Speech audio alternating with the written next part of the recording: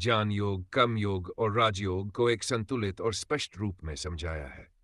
आइए संक्षेप में देखें कि ये चारों मार्ग कैसे एक ही लक्ष्य, ईश्वर की प्राप्ति की ओर ले जाते हैं और साधक को कौन सा मार्ग अपनाना चाहिए। भक्ति योग, प्रेम का मार्ग, ओपन कोट। भक्ति प्रेम और समर्पण के द्वारा ईश्वर तक पहुंचना।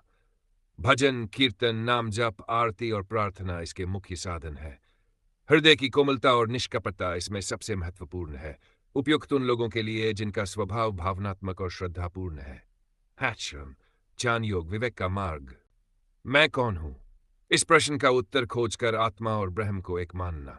इसमें तर्क, चिंतन और आत्मनिरीक्षण की आवश्यकता होती है, उपयुक्त उन लोगों के लिए जिनका मन विचारशील और दार्शनिक है। कर्म योग, सेवा का मार्ग, ओपन क्लोज कोट।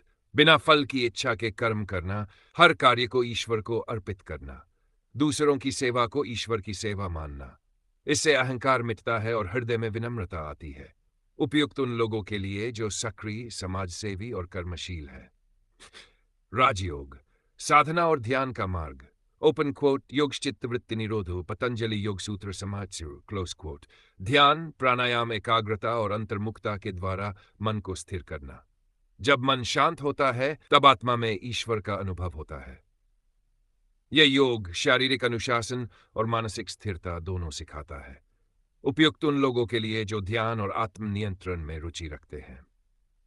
सार, चारों मार्ग एक ही शिखर की ओर, सभी मार्ग एक ही सत्य की ओर ले जाते हैं। ईश्वर और आत्मा एक है।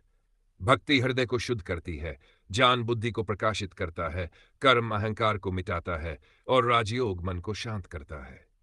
जब ये चारों एक साथ संतुलन में आ जाते हैं